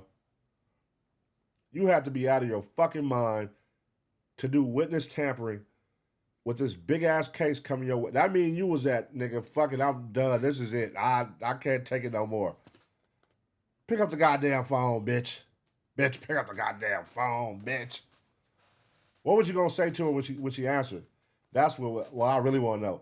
Because the first time, the energy might have been a little different. After 54 times, a nigga is pissed the fuck off. You ain't answered the phone. So I can only imagine if you pick up that phone at 54 and be like, hello? Then he probably was going to say the darkest shit possible. Bitch, I'll kill you, bitch. How many voicemails you think he left? I don't know, chat. I don't know. How many voicemails y'all think that nigga left? 54 calls? That nigga left about 54 voicemails. Hey, answer the phone. Take that. Answer the phone. Answer the phone. Oh, you playing. Okay. I'm going to call you right back. Hold on. I'm going to call you right back. Nigga was over there high as hell in the room acting like he was busy. Huh? Who? Hold on. What's it? Hey, I'm going to call you right back. Bitch, I ain't answering the phone. What you talking about? You going to call me right back? That nigga was over there high as a bitch off that Fousey. 54 times is crazy, nigga.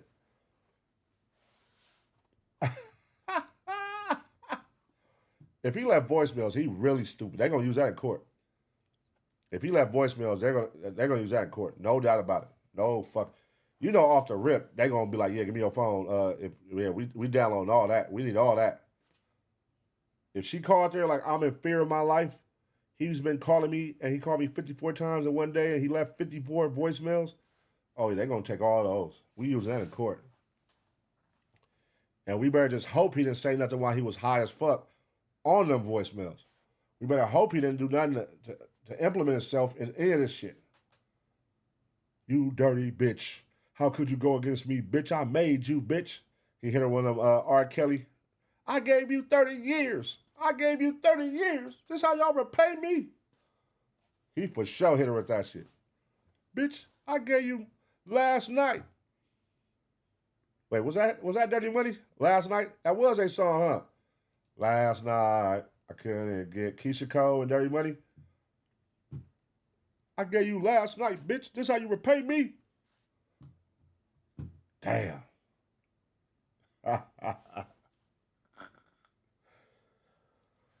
This shit is crazy, y'all. This shit is crazy, man. This shit is crazy. Let me see. There's so much shit. I mean, this is going to be a everyday thing, man. I'm telling you, it's going to be more shit that's going to pop up tomorrow, more shit that's going to pop up the day after, more shit going to pop up the day after. This shit's it's only going to snowball from here.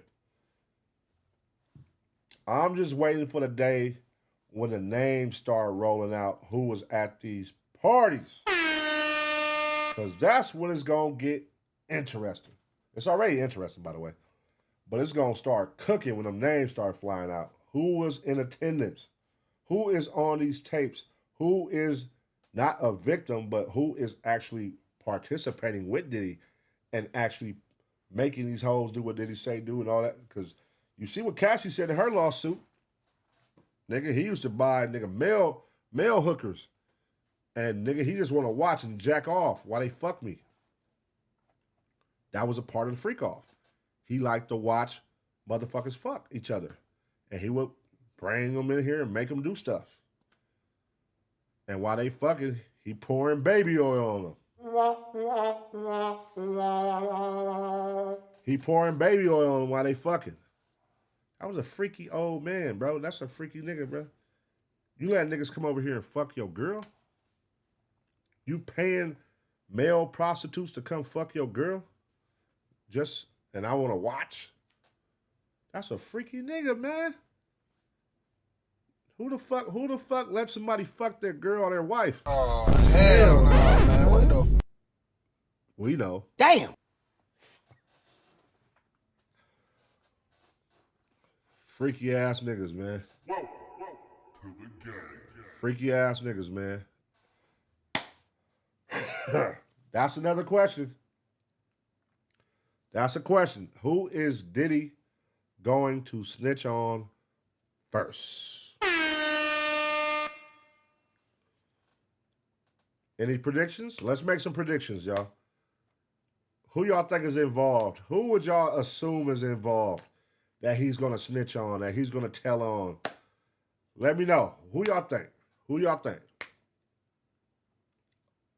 Meek? Oh, whoa. Jay-Z? Whoa.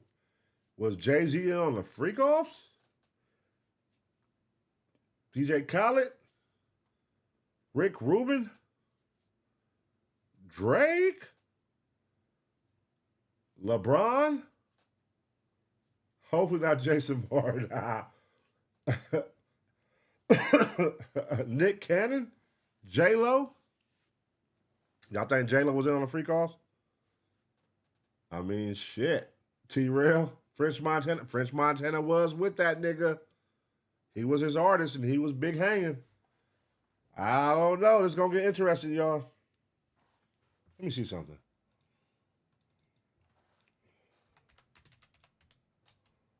Hold on.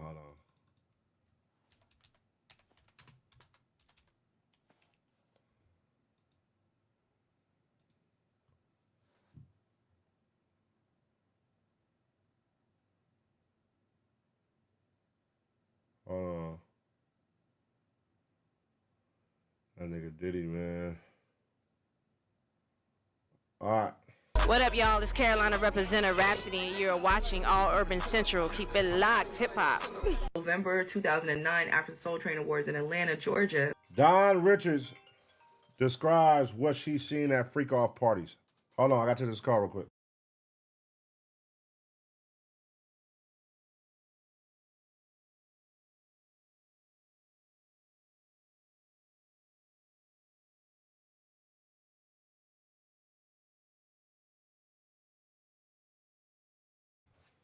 All right. So this is Don Richards describes what she saw at Diddy's freak-offs. Mr. Combs flew Miss Richard and Miss Harper to his house in New York on his private jet for an after party. There were many well-known celebrities at the after party, and copious amounts of illegal drugs were being openly consumed. Upon information and belief, Mr. Combs had arranged for dozens of young women and girls, some of whom appeared to be underage, to be transported to the party. The women arrived wearing little to no clothing and were given drugs and alcohol. This nigga Diddy, bro. He making sure you getting drugs and alcohol. You getting that Tootsie, brother. He's giving a Tootsie to you. Many of them appeared lethargic or passed out, while Mr. Combs and his guests performed sexual acts on them. Crazy. Crazy. Miss Richard. This is where sex trafficking comes in at. This is where sex trafficking comes in at. You are flying these bitches across all these motherfucking borderlines, and you got them drunk, you got them fucked up, they're high, they're leaving these parties. You flying them back to your spot here, giving them more drugs, giving them more shit. They have sleep, they have out of it. Y'all having sex with them, and you're forcing more drugs so they can keep going. This is what they're accusing them of. He's giving them more drugs to make them stay and keep going and keep doing, like, it's really fucking crazy what they're accusing this nigga of, man. But here we go. Richard believed that her presence at the party was a test to see whether Mr. Combs could trust her.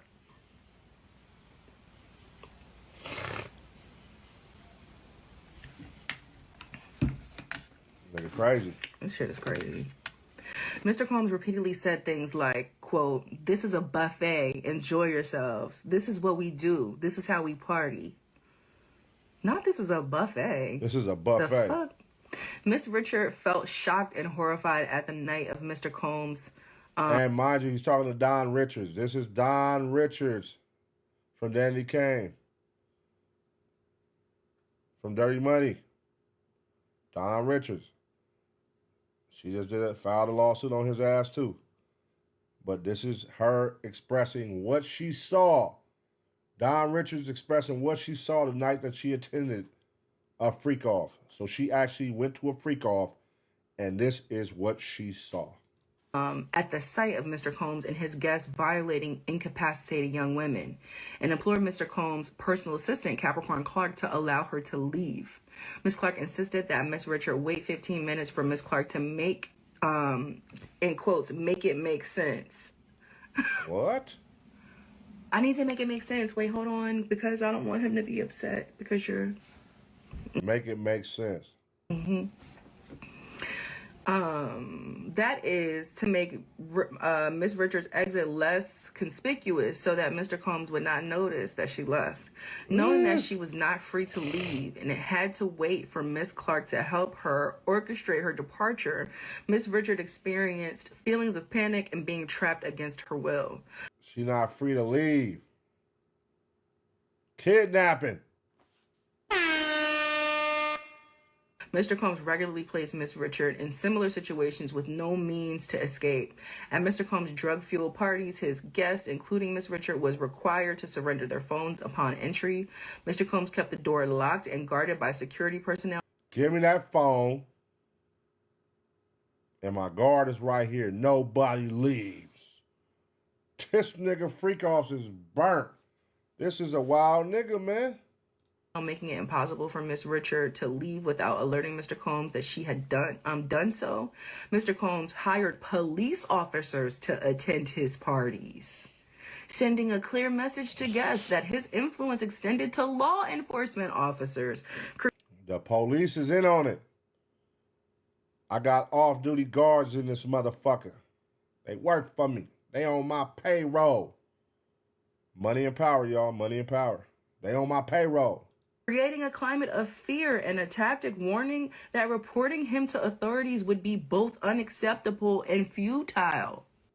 Miss Richard was never compensated for her extra time she spent fulfilling Mr. Combs' Ciroc Diddy campaign. Mr. Combs was paid approximately $250,000 per Ciroc appearance. Like, come on. Damn. You couldn't have paid per Ciroc. You got paid $250 per appearance, and you got them there at every one. Damn. This nigga was getting $250,000 every appearance and didn't pay them nothing, and he got them going with him. $250,000, you can't kick down something? Why not pay them something? $250 every one? Mr. Combs did not compensate Miss Richard or Miss Harper for these appearances, other than just $5,000 each on a handful of occasions. Mr. Combs ongoing, so they got paid $5,000 on some of them, and I guess nothing on others. Mr. Combs' ongoing explanation for withholding compensation was that their appearance was a requirement for their tour. He used that like, hey, y'all got it, nigga. It's part of the tour, nigga. It's part of terms. Y'all got to be here. Shit. Yeah. Come on. And y'all finna see me do my thing after. I'm finna take some of these bitches back and I'm finna make y'all watch. Sick nigga, man. Additionally, Miss Richard was required to appear and to promote Diddy beats through parties, album songs, and videos. What's Diddy beats? I don't know what that is. Over time, Mr. Combs was paid $6.2 million for 25 Ciroc shows that Miss Richard was required to attend. Following each show, Miss Richard and Miss Harper approached Mr. Combs to inquire about their insufficient and sporadic payments. Mr. Combs... That nigga made $6 million and get their ass 5,000. Wow. Routinely responded with a statement such as, "You aren't grateful." You bitches aren't grateful. Damn. This is why I fucking quit. Because I will not allow these people to make me crazy. Imagine watching somebody that you got to fly around and do all these appearances with and get $6 million and only give you 5,000. Even if it's 5,000 appearance, I think it said it was a couple. You probably got about 15, 10,000, 25. And this nigga made $6 million. God damn. Because this is the shit that makes me want to explode. Ungrateful for wanting to be paid fairly. You got paid $6.25 million for 25 Ciroc shows. 25. But they're ungrateful. And they had to do every show. They had to do 25 shows. And she's basically saying that Don Richards is saying, nigga, she got paid for some of them, not all of them. And then when they went to inquire to get paid fairly, he said, you bitches is ungrateful. You bitches is ungrateful.